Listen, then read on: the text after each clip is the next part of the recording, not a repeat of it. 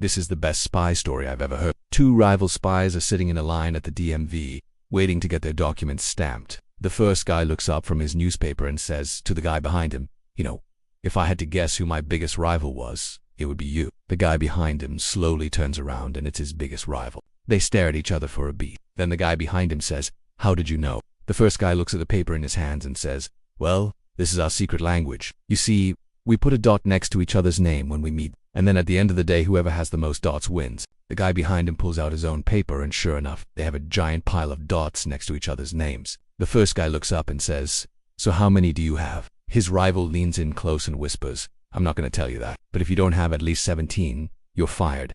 The first guy's eyes widened in horror as he realizes he only has 12. He starts frantically scribbling numbers on the paper. Then he looks up and says, "Wait, why is there a camera on top of the machine?" They both look up just in time to see a very suspicious-looking man taking a picture of them. They quickly stand up and knock over the machine, sending papers flying everywhere. As the clerk screams in terror, the two spies grab the camera and run out the door. They finally stop running and turn to each other.